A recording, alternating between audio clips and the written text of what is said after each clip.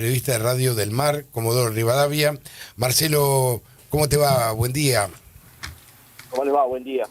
Bueno, a ver, contame qué se sabe de Pedro y de Juana. ¿Cuál es la última información que hay? Mira, yo te lo puedo responder con desconcierto, misterio, porque ninguna de las hipótesis conduce a dónde está Pedro y Juana.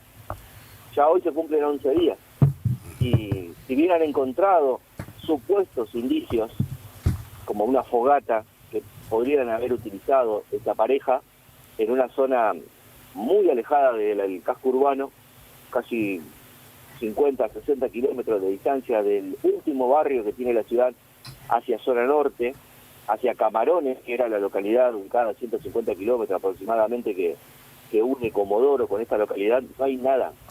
De hecho, los investigadores también lo señalan. Lo único que hubo ayer fue el movimiento de la camioneta que había quedado encajada en ese zanjón que seguramente habrán visto, conocido el zanjón Sí. Víctor.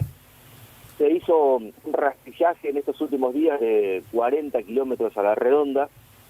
Ayer hablábamos con Gabriela de Schroeder, que es la hija de Pedro. Ellos ya dicen de que su papá es imposible que haya manejado la camioneta hacia ese lugar. Es decir, están poniendo terceras personas en escena. El nieto mismo de Pedro, Bautista, que fue el que condujo la camioneta una vez que la sacan de ese zanjón enterrada, costó también sacarla del lugar porque es muy gredoso, es como un pantano, costó sacarla del lugar. Fue Bautista el que, custodiado por gente de la policía y de la Brigada de Investigaciones, trasladaron la camioneta hacia la comisaría de la prisión, distante a 60 kilómetros aproximadamente, y Gabriela señalaba de que ellos no pierden la esperanza, pero saben que esto es muy difícil ya por los días, por las edades que tiene Pedro y Juana, de poder encontrarlos con vida. La única esperanza que ellos tienen es que puedan haber llegado a un lugar de refugio en donde no hay señal, pero son muchos días. Y es que estamos hablando de gente de 80 años, de 60 años prácticamente, ¿no? Y las cosas, las pertenencias, los alimentos de ellos estaban también en la camioneta. Da la impresión, que, como también señala la familia, que pudieron haber salido a intentar buscar señal o ayuda y tuvieron algún incidente o algún accidente, porque no estaban los celulares de ellos dentro de la camioneta, lo que indicaría que estarían con esos teléfonos buscando señal, pero ellos no descartan que pudieron haber sido asaltados, que pudieron haber sido atacados por tercero, porque no hay rastros de nada, absolutamente de nada. Marcelo, ¿y cuáles serían las hipótesis que se van barajando en torno a esta desaparición? Ayer hablaba el ministro de Seguridad de la provincia, el doctor Héctor Iturriós, que está en el lugar desde el día viernes, y él decía que no se descarta ninguna hipótesis. Incluso lo manifestó el fiscal que está a cargo de esta causa en materia judicial. Él dice, no podemos descartar nada, es como si se los hubiera tragado la tierra, literal. Y pareciera un final abierto, porque no se sabe qué puede llegar a surgir. De todas maneras, ayer se había convocado a una conferencia de prensa por parte del ministro que se iba a realizar a las 9 de la noche, pero cerca de las 7 de la tarde enviaron un comunicado diciendo de que por cuestiones operativas esa conferencia de prensa se suspendía. Y ahí incluso también los familiares tomaron conocimiento de eso y decían, Gabriela y Laura, que son las hermanas de las hijas de Pedro, quizás esta suspensión de conferencia pueda dar indicios de que hayan encontrado algo, que lo quieren confirmar con el transcurrir de las horas.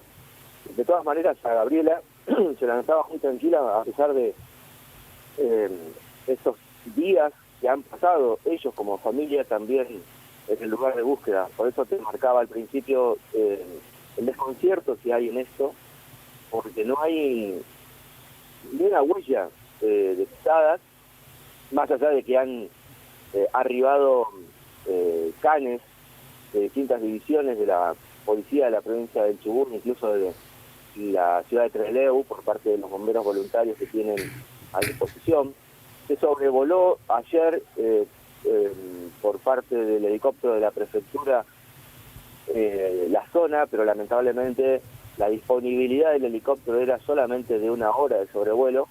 Habían solicitado el helicóptero del ejército argentino, pero se encuentra fuera de servicio, y el resto de los trabajos se montó con los drones de protección ciudadana que pertenecen a la provincia y con droneros, gente que ha aportado sus equipos para llevar adelante la búsqueda también vía aérea. Ahora, la pregunta que te hago, Marcelo, es la hipótesis de que haya participado una tercera persona, que haya sido presuntamente, no hablamos de presunciones, un homicida o les haya robado el auto y los teléfonos y el dinero. ¿Esto presunción está en las hipótesis? Sí, porque, a ver, la geografía, les decía, es... muy compleja, la vía ayer es muy complicado.